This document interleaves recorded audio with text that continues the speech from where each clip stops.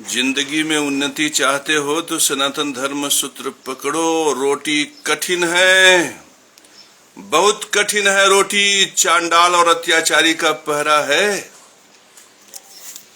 रोटी युक्ति से मिलेगी, विद्या से मिलेगी, बुद्धि से मिलेगा, परिश्रम से मिलेगा, भाग्य से मिलेगा। और सनातन धर्म का सूत्र ही तुम्हें रोटी दिला सकता है।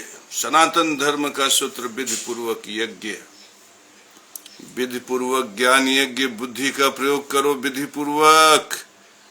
पूर्वक पितृ यज्ञ करो, विधि पूर्वक देव यज्ञ करो। और विधि पूर्वक यज्ञ धर्म सूत्र को समझने का सबसे बड़ा सूत्र है ज्योतिष। ये हस्तरेखाएं देख रही हो ना, कहते हैं विज्ञान चुनौती है। जब जगत गुरु केशव महाराज बोले तो विज्ञान बैठ जाता, दर्शन बैठ जाता। ये जो स्थापित गुरु, जगत गुरु, ये आचार्य इत्यादि हैं, सब बैठ जाते हैं, सुनने लगते। मेरे परम प्रिय शिष्यों, ये रोटी महत्वपूर्ण है, क्योंकि रोटी पितृयज्ञ है। वही पितृयज्ञ जिसको रजिस्ट्री ऑफिस में रजिस्ट्रार ने मेरे लिए नष्ट कर दिया, अत्याचारी के सह पर, और चांडाल देखता रहा। मेरे परम प्रिय शिष्यों, गुरु थोड़ी देखेगा पितृयज्ञ को नष्ट होते, सम्राट थोड़ी देखेगा पितृयज्ञ को नष्ट होते। अगर महाराजा हरिश्चंद्र, महाराजा विक्रमादित्य रहे होते तो तलवार लेकर खड़े हो जाते।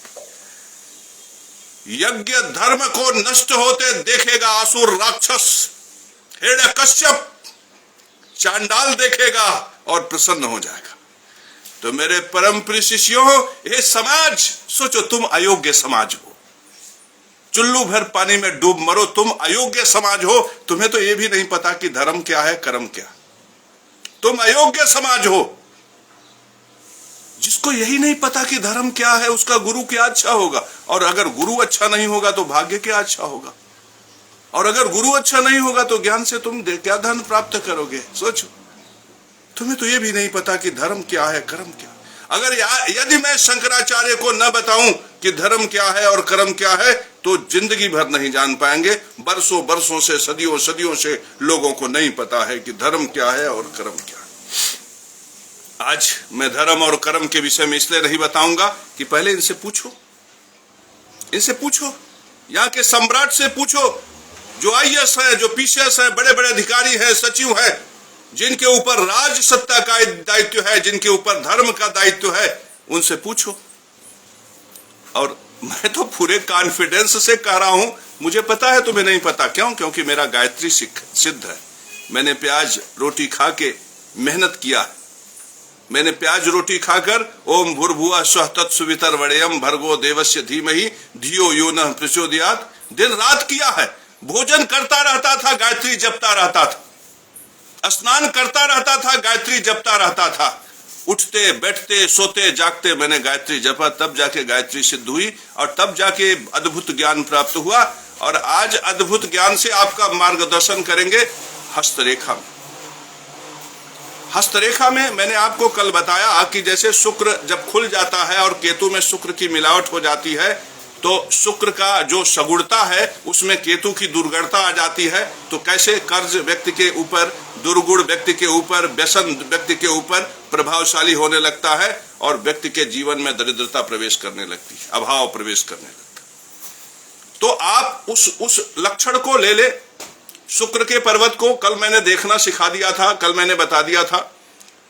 अब शुक्र के आगे थोड़ा सा बढ़ो। शुक्र क्या है? रस है। रस शरीर का रस है।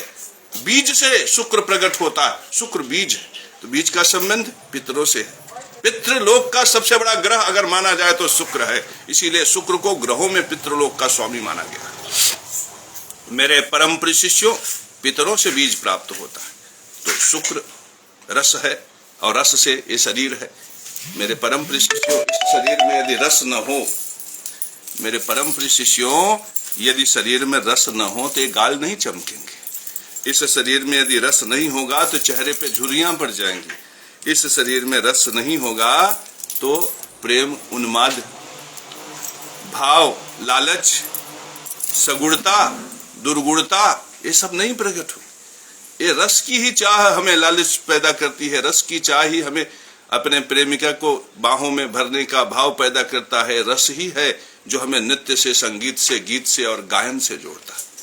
मेरे परम प्रिय शिष्यों, यह रस जीवन है और यही धन में जाता है तो धन कोश हो जाता है, यही परिवार में चला जाता है तो समृद्धि हो जाता है। तो ये शुक्र महत्वपूर्ण है और इस शुक्र का सबसे बड़ा पोषण जानते हैं दो ही से होता है, एक जल से और दूसरी हवा से।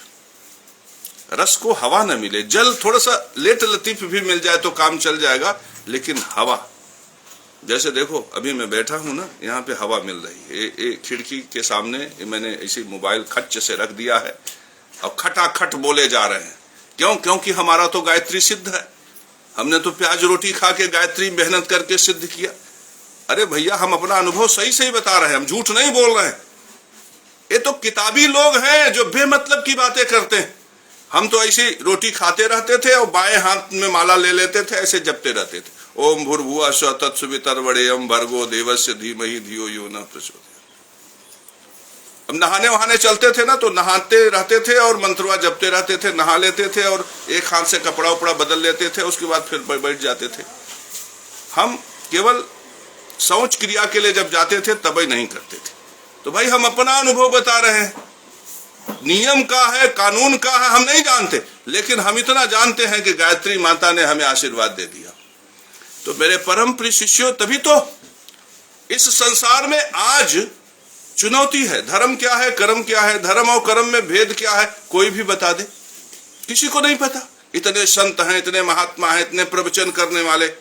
सोचो, ये प्रश्न पूछते समय मुझे पूरा कॉन्फिडेंस है कि किसी को नहीं पता। ये बड़ी बात है ना। अच्छा, आपको लग रहा होगा, हंसी आ रही होगी कि सोच रहे होंगे कि ऐसे ये पागल है कहता। आप अजमा लो, अब पूछ लो किसी से, बताओ धर्म क्या है, कर्म क्या है, दोनों में क्या भेद है, बता दो, यहीं पे लिख के बता दो। तो मेरे परम प्रिय शिष्यों, सच्चाई ये है कि तुम्हें संसार तब दिखेगा जब तुम संसार को अंतर्दृष्टि की आंखों से देखोगे।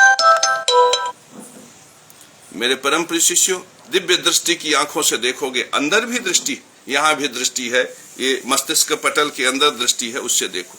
तो चलो, हम इन सब बातों पर न जाकर सीधे आपके स्वार्थ पर आते हैं, क्योंकि मनुष्य इतना स्वार्थी है कि अगर थोड़ा सा भी ज्यादा उसे समय ले लिया गया और उसका स्वार्थ सिद्ध नहीं हुआ तो भागेगा। तो मेरे परम प्रिय शिष्यों, शुक्र को क्या चाहिए? शनि चाहिए। शनि माने हवा, शनि माने शुद्ध हवा। याद रखो, अगर जिंदगी को समझना है तो तुम्हें ग्रहों को समझना पड़ेगा।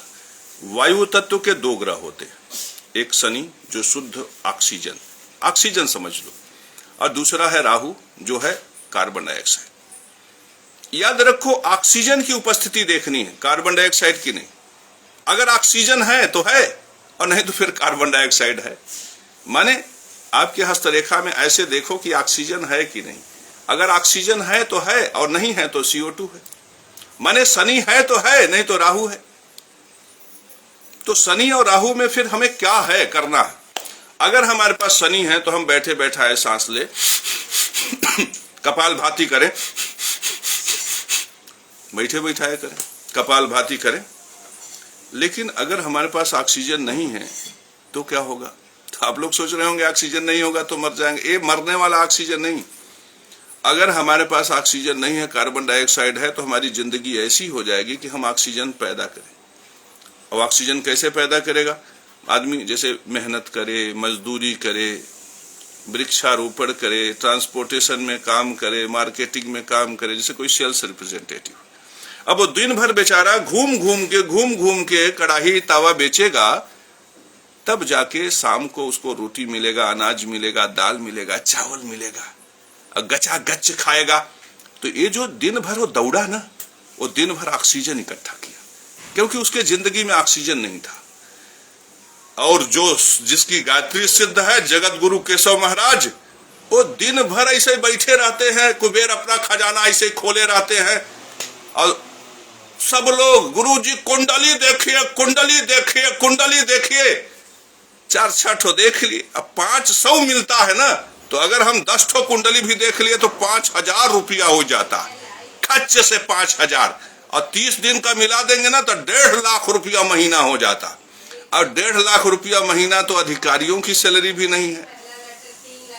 तो ये जो सड़क छाप जगत गुरुआ है मस्त है, इसलिए क्योंकि इसने गायत्री सिद्ध कर लिया। तो मेरे परम प्रिय शिष्यों, ये है ऑक्सीजन का कमाल।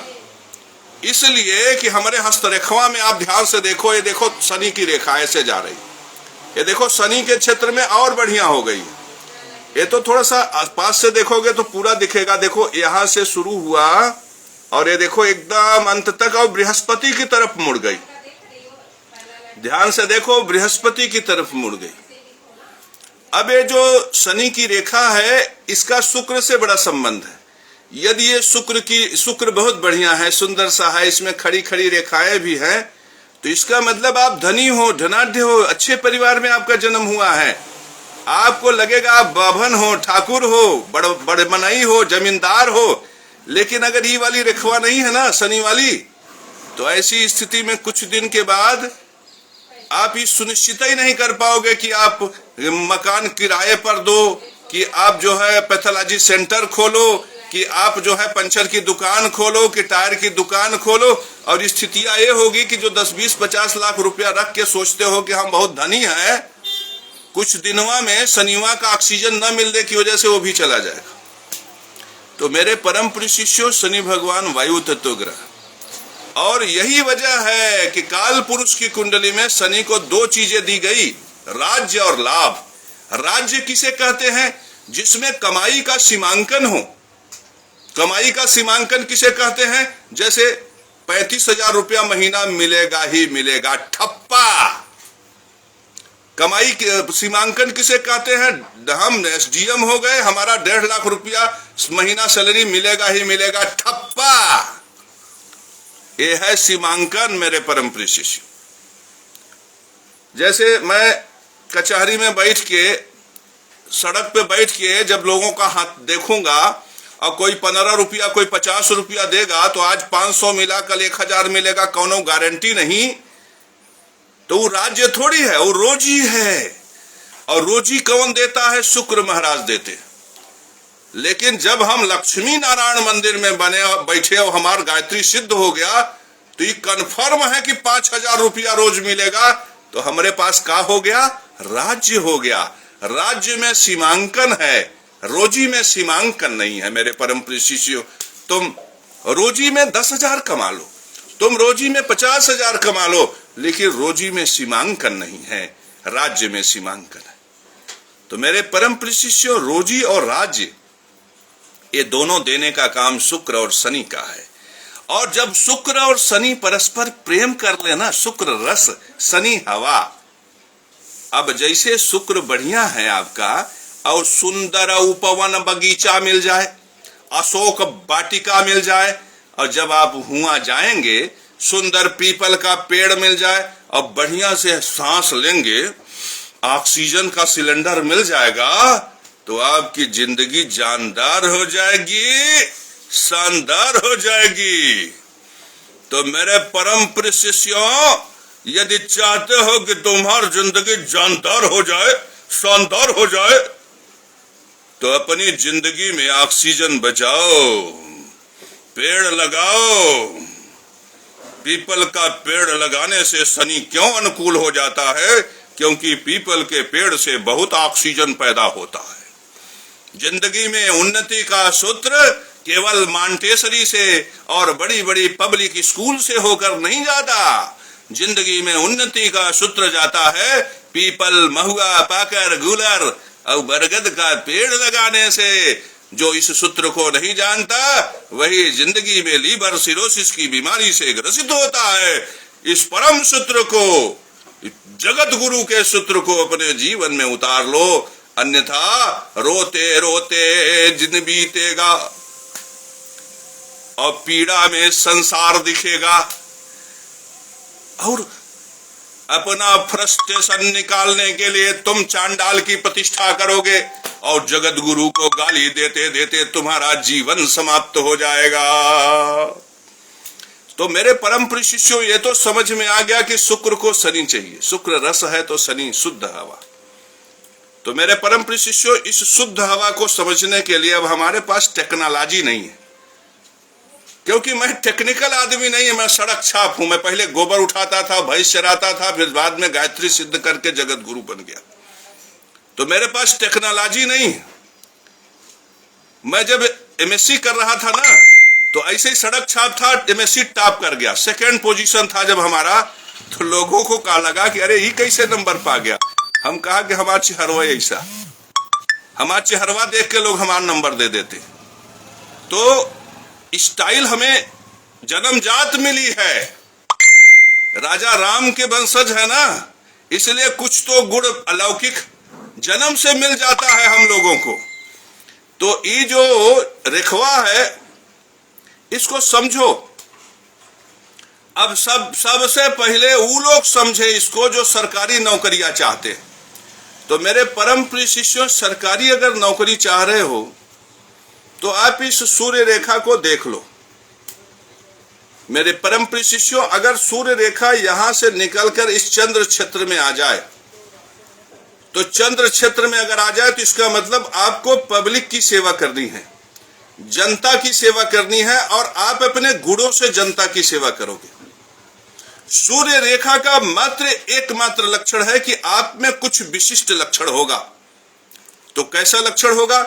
अगर सूर्य की रेखा हृदय से निकली है तो इसका मतलब ऐसे व्यक्ति को भावनात्मक राय परामर्श देने की अद्भुत क्षमता है। अगर सूर्य रेखा, यहां देखो ये राहु, मस्तिष्क रेखा और हृदय रेखा के बीच में राहु का क्षेत्र है। अगर सूर्य की रेखा राहु के क्षेत्र से निकली है, इसका मतलब व्यक्ति के अंदर छल, प्रपंच और तकनीक का बहुत अद्भुत गुण है। राहु में मंत्रणा देने का अद्भुत गुण होता है। वो चाहे मंत्रणा सही क्या हो, चाहे गलत का हो, चाहे नीति का हो, चाहे कूटनीति का। लेकिन अगर ये रेखा थोड़ा सा ऊपर उठ के चंद्र क्षेत्र में प्रवेश कर जाए तो चंद्रमा माने जनता, जमीन, खेत, खलिहान, वाहन, माने जनता के बीच में आ गया गुण। तो ऐसा व्यक्ति पब्लिक से रिलेटेड काम जो सरकार से संबंधित होता है उसे करने में माहिर होता है।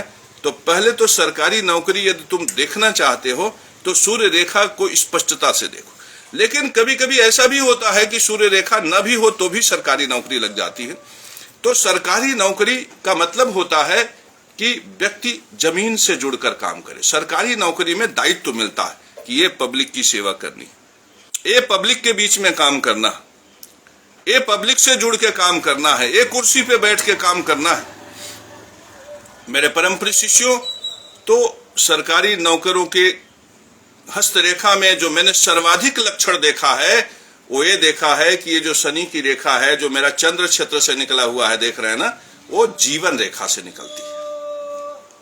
मेरे परम प्रिय शिष्यों, जीवन रेखा से आधार लेता है शनि की रेखा। आधार, शनि माने हवा, आधार लेकर। आधार का मतलब समझते हो ना? कोई कुर्सी लो, कोई गद्दी लो, पिता की गद्दी लो, माता की गद्दी लो।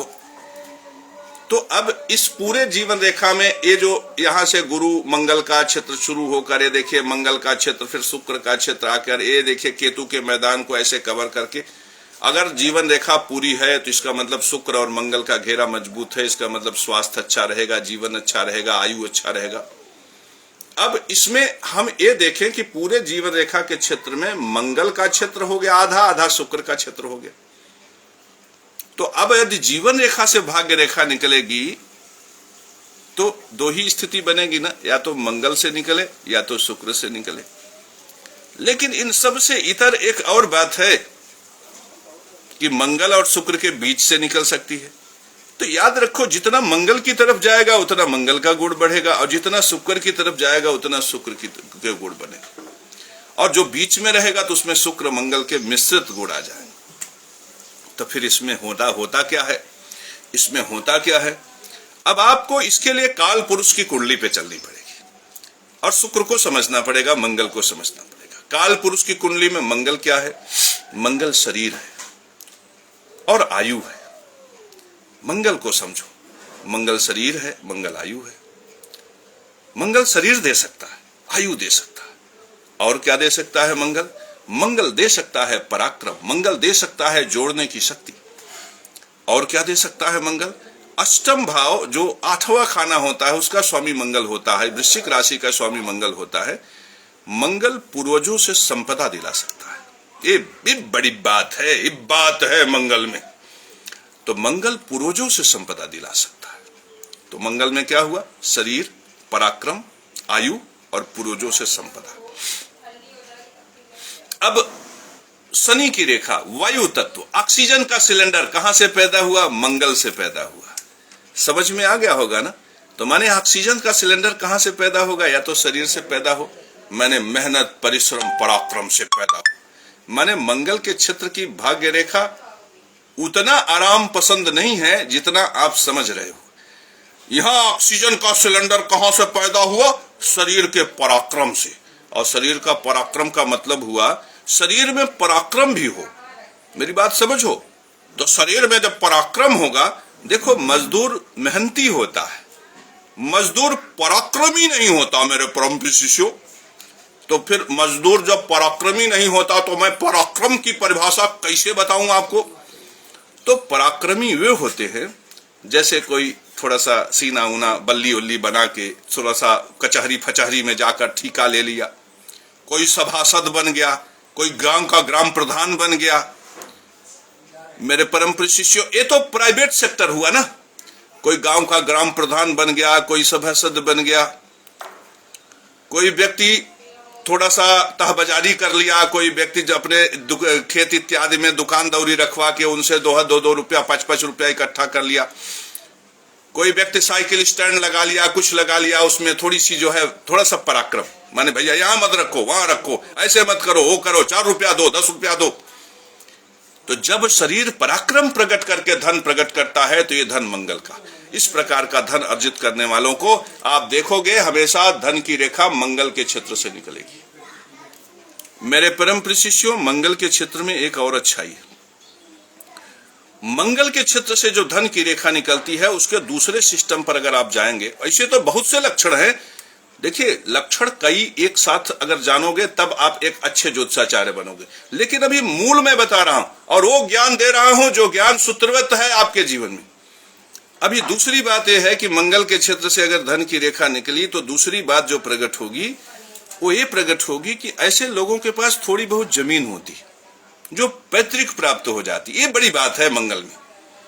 अगर किसी का बहुत अच्छा मंगल है ना और मंगल का क्षेत्र भी उन्नति कारक है तो ऐसे लोगों को 10 बीघा, 15 बीघा, 50 बीघा, और आज आप समझ ही रहे हैं कि जमीन की महंगाई कितनी है कि 10 बिस्सा बेच दो, 20 लाख मिल गया, गप। अब चलिए 4 साल चलेगा, फिर देखा जाएगा। जमीन हमारे पास भी है। और अभी जो लक्ष्मी नारायण भगवान गायत्री सिद्ध होने के बाद धन दे रहे हैं तो जमीन नहीं बेचना पड़ेगा।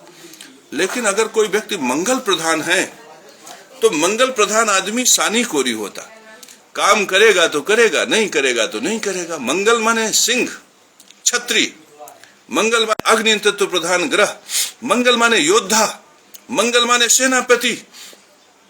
तो अब सेनापति घास थोड़ी खाएगा।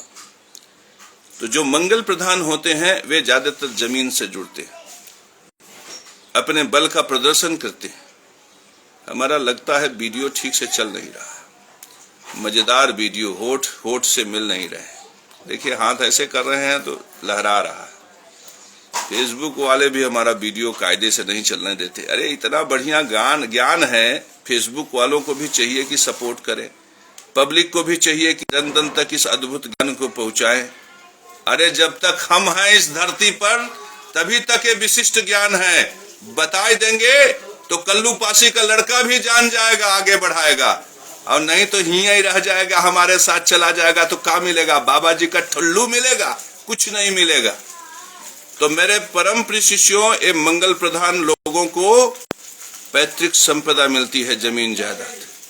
तो यदि इस मंगल को देखो, और यहाँ पे मंगल बहुत अच्छी स्थिति है, उभरा हुआ है, एकदम जानदार शानदार मंगल है। और साथ में मंगल के क्षेत्र से याद रखिए, यहाँ पे मंगल खत्म, अब इसके ऊपर शुक्र है। अब यहां से बीचों बीच मंगल के एकदम ऊर्ध्व क्षेत्र से बढ़िया सा रेखा एकदम शनि के क्षेत्र से होता हुआ गुरु के घेरे में पहुंच जाए तो ऐसा लक्षण जमींदार का है, ऐसा लक्षण लंबरदार का है। और मंगल में एक और अच्छाई है, मंगल के लोग सेना में, पुलिस में, किसी ऐसे स्थान पर जहां पे डंडा चलाना हो, जहां पे शासन करना हो, प्रशासन करना हो, बहुत आसानी से पहुंच जाते हैं मेरे परम प्रिय शिष्य। तो आपको इतना तो आइडिया हुआ कि अगर यहां पे मंगल विकसित होगा और यहां से धन की रेखा निकलेगी तो हमारा क्षेत्र कहां होगा।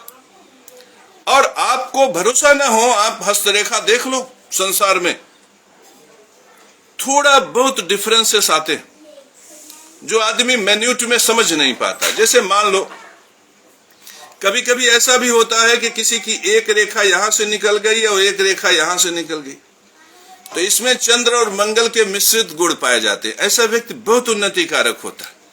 चंद्र और मंगल मिल जाए तो महालक्ष्मी योग बन जाता है।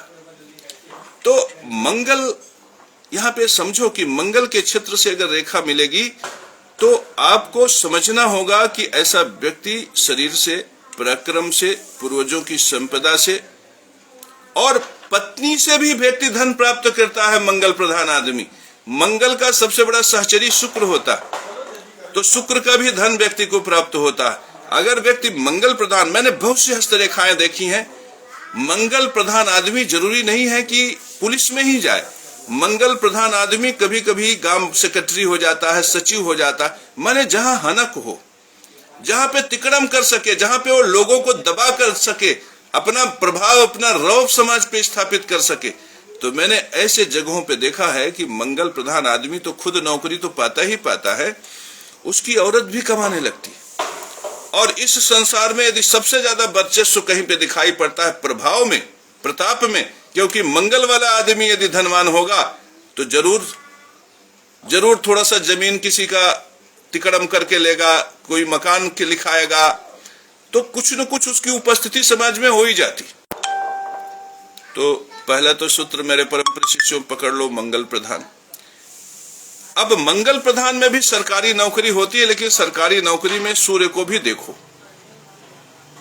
अब बड़ी नौकरी, सरकारी नौकरी, मैंने कहा ना, जीवन रेखा से जो रेखा निकलेगी उसमें नौकरी लगने की संभावना सर्वाधिक होती है। 90% लोग नौकरी कर लेते। और मंगल के क्षेत्र से, शुक्र के क्षेत्र से बीच में जो निकलती है, वो लोग बिजनेस भी करते हैं, तो गद्दी पे बिजनेस करते हैं, माने जुड़ गया ना रेखा। अब ऐसे लोगों को मैंने ज्यादातर देखा है कि कभी कभी पूर्वजों की गद्दी मिल जाती। जैसे पिताजी कपड़े की दुकान रखे थे, बैठा दिए। लेकिन ये भी देखने के लिए आपको अन्य लक्ष्य से, मंगल बहुत दबा हुआ है। अब मंगल बहुत दबा हुआ है और मंगल के क्षेत्र से धन की रेखा निकली है, तो ऑब्वियस है ये पुलिस वाला नहीं बनेगा, ये एसपी नहीं बनेगा, ये सेना में नहीं जाएगा। तब ये क्या करेगा?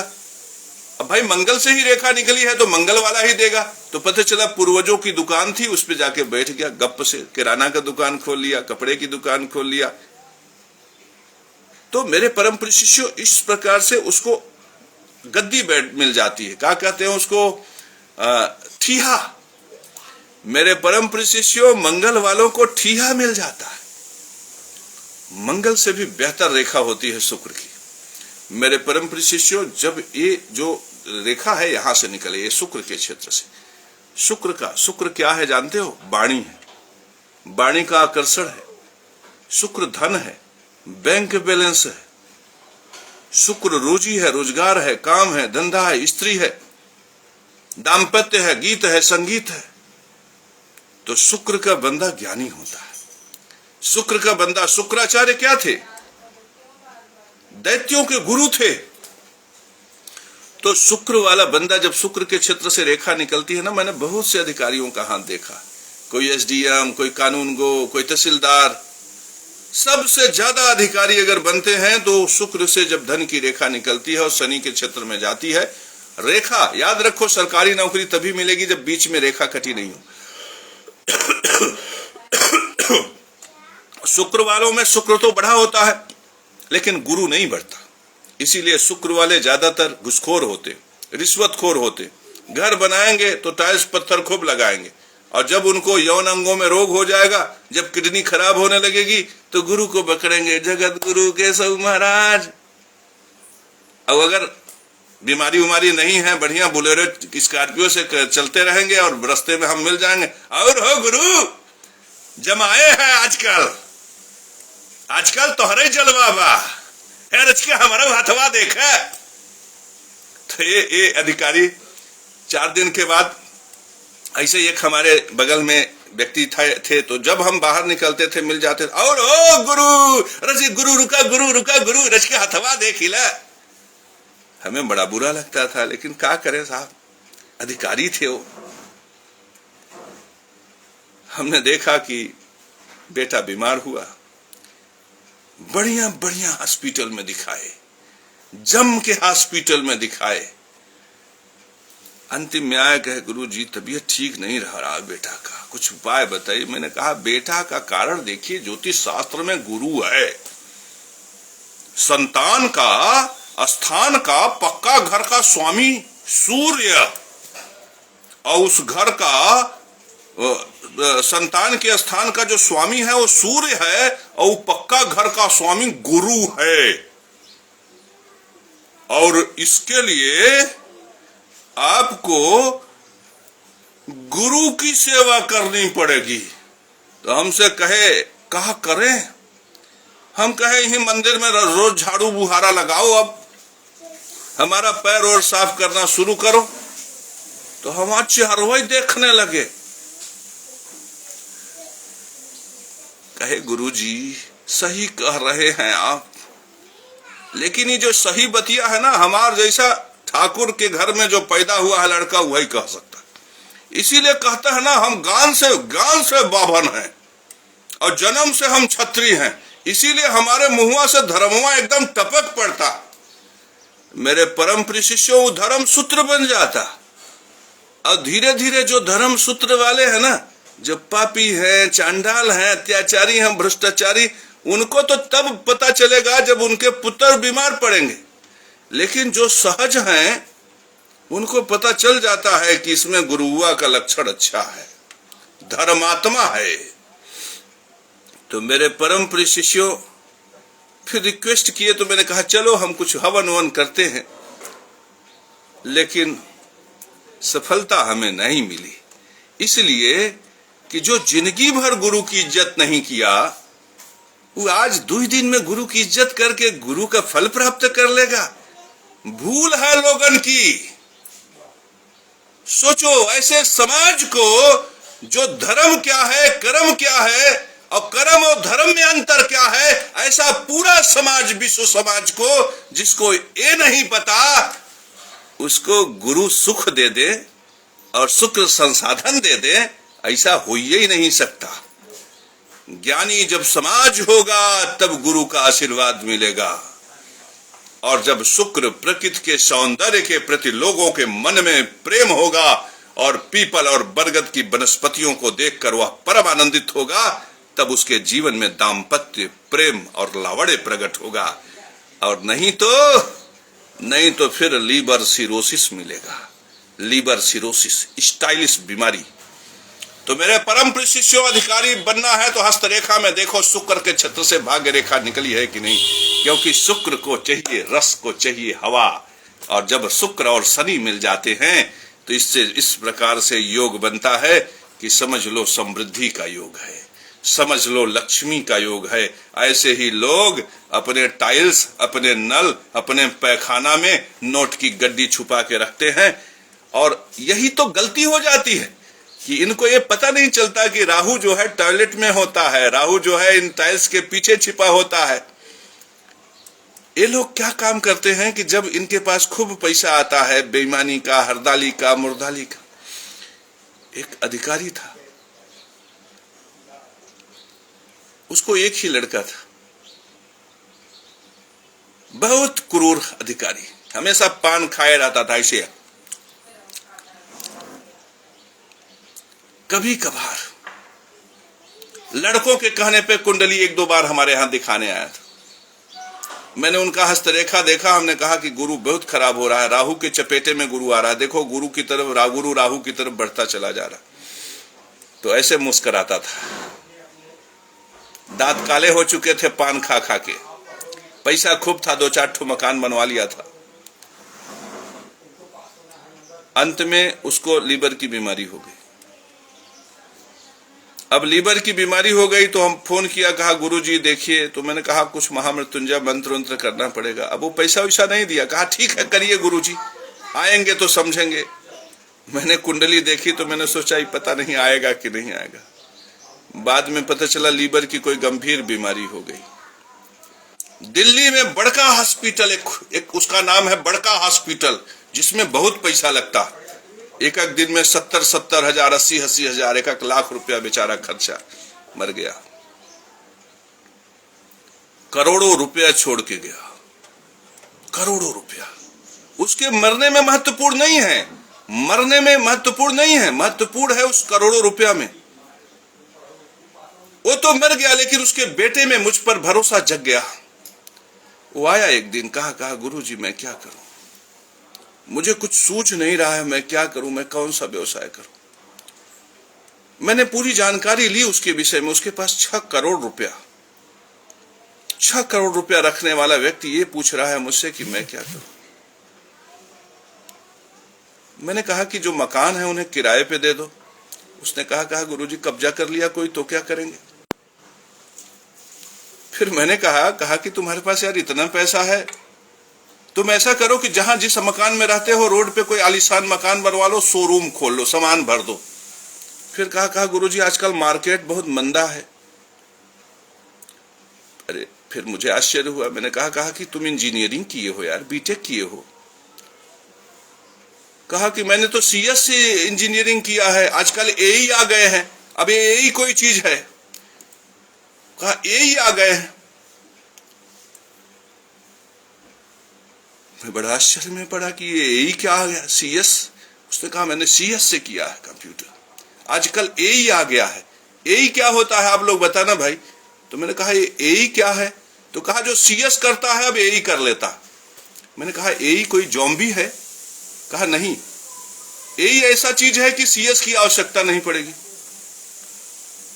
तो मैंने कहा कि फिर कपड़े की दुकान तो तुम्हें सूट नहीं करेगा, किराने का दुकान तो सूट नहीं करेगा। अब आप ही सोचो भाई कि 6 करोड़ रुपया जिसके पास हो वो कपड़े की दुकान खोलेगा तो कैसा लगेगा, किराने का दुकान खोलेगा तो कैसा लगेगा। बताओ तुम ऐसे बेटे की शादी अगर तुम्हें अपने बेटी से करना हो तो क्या करोगे? सोचो 6 करोड़ रुपया है, यह सुनिश्चित नहीं कर पा रहा है को क्या करे। सच्चाई तो यह है कि एक छोटा सा शोरूम भी खोल कर बैठ जाए तो दिन भर में 1000 रुपया मिलेगा और महीने का 30,000 रुपया मिलेगा, उसमें पूरा जीवन बीत जाएगा। लेकिन उसकी हिम्मत देखो, वो कदम आगे नहीं बढ़ा पा रहा है। क्यों कदम नहीं बढ़ा पा रहा है? क्योंकि उसके पास जो 6 करोड़ है वो बेईमानी का, वो भ्रष्टाचार का है, वो राहु का है, वो केतु का है। और राहु केतु का पैसा ऐसे ही होता है मेरे परम शिष्यों। आप इस पुत्र का भविष्य सुनिश्चित करो। याद रखना, हर भ्रष्टाचारी के पुत्र का यही भविष्य है जो मैं तुम्हें बता रहा हूं। ये बात तुम्हें शंकराचार्य नहीं बताएंगे, ये बात तुम्हें राम भद्राचार्य नहीं बताएंगे, ये धीरेन्द्र शास्त्री नहीं बताएंगे, ये केवल तुम्हें जगत गुरु केशव महाराज बता सकता है। यह है भ्रष्टाचारी के पुत्रों का भविष्य। और ज्यादा अगर पढ़ा लिखा होगा भ्रष्टाचारी का पुत्र तो पानी की फैक्ट्री लगाएगा, नट बोल्ट की फैक्ट्री लगाएगा। ज्यादा ज्ञानी होने पर बहुत खतरा है। अच्छा है लड़का कुछ नहीं कर रहा है, क्योंकि अगर ज्यादा ज्ञानी होता तो नट बोल्ट की फैक्ट्री लगा लेता, पानी की फैक्ट्री लगा लेता, आइसक्रीम की फैक्ट्री लगा लेता और सब स्वाहा हो जाता।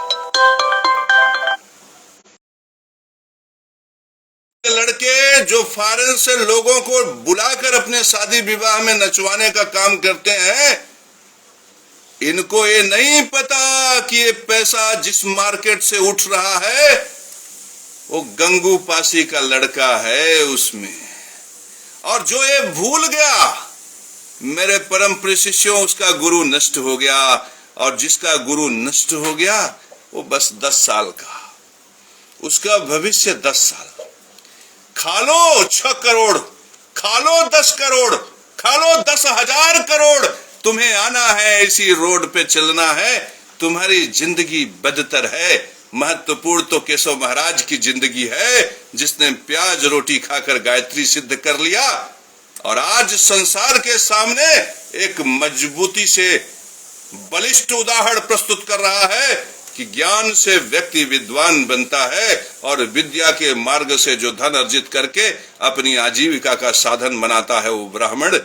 जो ज्ञान को जानकर धर्म की रक्षा के लिए तत्पर खड़ा रहता है वह क्षत्रिय, और जो ज्ञान के मार्ग को जानकर ब्राह्मण बनकर धर्मानुकूल व्यवसाय करता है वो वैश्य, और जो धर्म की सेवा में सतत लगा रहता है वह शूद्र। ये सब विद्या से ब्राह्मण, क्षत्रिय, वैश्य, शूद्र पैदा होते हैं, और अविद्या से पैदा होता है अत्याचारी, अविद्या से पैदा होता है चांडाल, भ्रष्टाचारी, दुराचारी, रिश्वतखोर, कमीशनखोर। ये जो अविद्या की संतानें हैं उनका यही हस्त्र है कि नट बोल्ट की फैक्ट्री खोल के 6 करोड़ बर्बाद कर देंगे।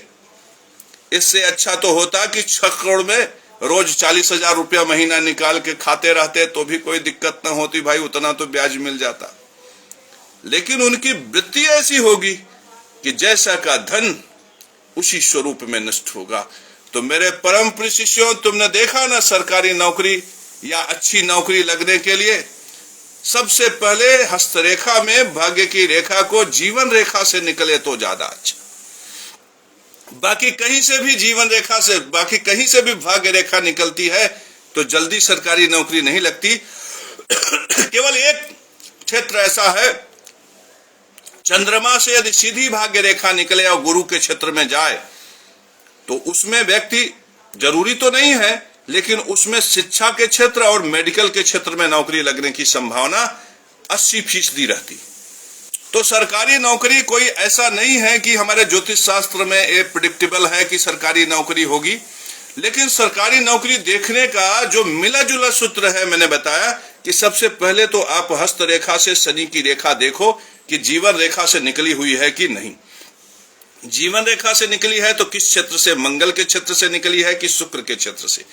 मेरे परम प्रिय शिष्यों, अगर शुक्र के क्षेत्र से जीवन रेखा से भाग्य रेखा निकली है तो यह अद्भुत है, और इस प्रकार की भाग्य रेखा के धनाढ्य लोग संसार में सबसे ज्यादा।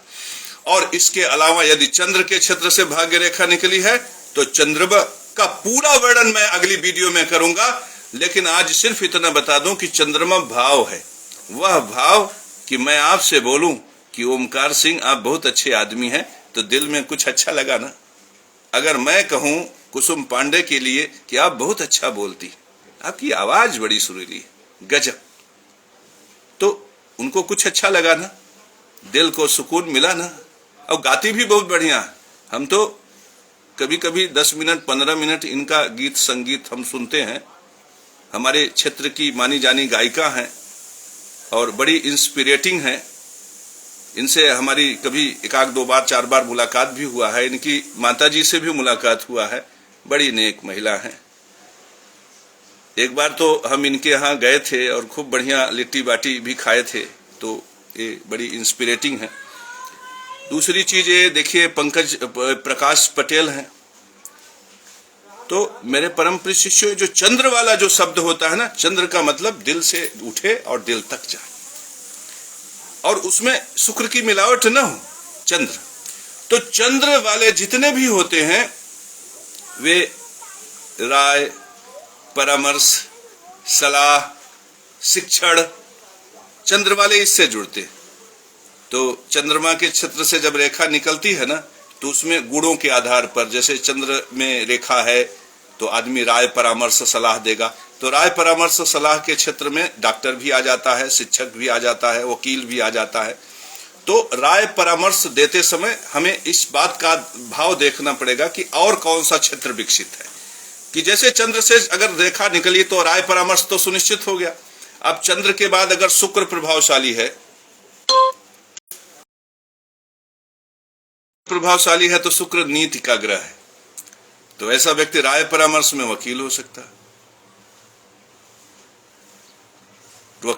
है, और अगर चंद्र के साथ गुरु प्रभावशाली है तो ऐसा व्यक्ति धर्म गुरु हो सकता है मेरे परम प्रिय शिष्यों, अच्छा ज्योतिषाचार्य हो सकता है।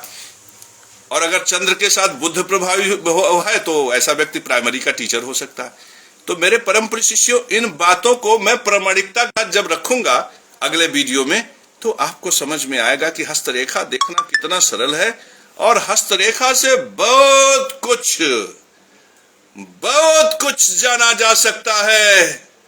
हस्तरेखा अपने आप में विज्ञान है। मैं तो लगा रहा हूं, कह रहा हूं कि मेरे शब्दों से विज्ञान का सूत्र जोड़ के देखो, वैज्ञानिकों को बैठाओ और परीक्षण कर लो। यदि मेरा शब्द गलत हो जाए तो समझ लो धर्म दर्शन नहीं है, सनातन धर्म नहीं है, और संसार को बता दो कि विधि पूर्वक यज्ञ ही सनातन धर्म है। विधि पूर्वक न्यायपूर्ण तरीके से धर्म के आधार पर केवल न्याय है। जो न्याय का शत्रु है वो राक्षस है। विधि पूर्वक बुद्धि का पोषण ज्ञान यज्ञ, विधि पूर्वक पेट का पोषण पितृयज्ञ, विधि पूर्वक इन देवताओं को भोजन दो देव यज्ञ। इस संसार में 3 यज्ञ के अलावा और कुछ नहीं है, और इस संसार में 3 ही है। एक वो परमात्मा जो अनंत ब्रह्मांड में है, दूसरा वो पितर जिसके बीज से तुम शरीर पाए हो, और तीसरे वे देवता बेचारे जो हमारी सहायता में निरंतर तत्पर रहते हैं। सांस लिए तो वायु देवता, भोजन कर लिए अग्नि में पाचन के लिए अग्नि देवता, हृदय में खून बना तो संवहन के लिए जल देवता। मेरे परम प्रिय शिष्यों, हम बोलना शुरू किए फेसबुक मंच पर आकर तो संसार तक हमारे वाणी को पहुंचाने के लिए अनंत देव आ गए। बोलिए अनंत देव भगवान की जय। सब दिखाई पड़ रहे हैं, अग्नि दिख रही है, वायु दिख रहा है, जल दिख रहा है, आकाश दिख रहा है, नारायण दिख रहे हैं, पितर दिख रहे हैं, देवता दिख रहे हैं। और ये मूर्ख हमसे पूछते हैं कि भगवान कहाँ है, और कहते हैं इतने देवताओं की पूजा करते हो। अरे जो मेरी सहायता करेगा मैं उनको प्रणाम नहीं करूंगा। जिस पिता ने मुझ देहधारी को बीज दिया, माता पिता ने, मैं उनका प्रणाम नहीं करूंगा। एक कुसुम पांडे जो हमारी प्रशंसा की गीत गाती हैं सब जगह, जिनकी वजह से हमें क्लाइंट मिलते हैं, हाथ दिखाने वाले, 500 रुपया देने वाले, हम इनको प्रणाम नहीं करेंगे। और ये वायु देवता जो मुझे ऑक्सीजन देते हैं, जिनकी वजह से शनि महाराज हमारा भाग्य बढ़ा देते हैं, हम उनको प्रणाम नहीं करेंगे। ये पर्वत जो हमें वनौषधियां प्रदान करती हैं, हम उनको प्रणाम नहीं करेंगे। मेरे परम प्रिय शिष्यों, ये अनंत अनंत जो हम देवता की बात करते हैं, ये वे मार्ग के साथी हैं जो हमारे जीवन में यज्ञ को बल प्रदान करते हैं। मेरे परम प्रिय शिष्यों, जो यज्ञ को बल प्रदान करेगा, ये रविंद्र कुमार पटेल भी यदि हमारे लक्ष्मी नारायण मंदिर में 4 बोरी सीमेंट देंगे तो हम इनको भी प्रणाम करेंगे। बोलिए रविंद्र कुमार पटेल की जय। तो मेरे परम प्रिय शिष्यों, आज इतना ही, फिर मिलेंगे, अब बड़ी बड़ी बातें करेंगे। तब तक के लिए जय राम जी की, जय राम जी की।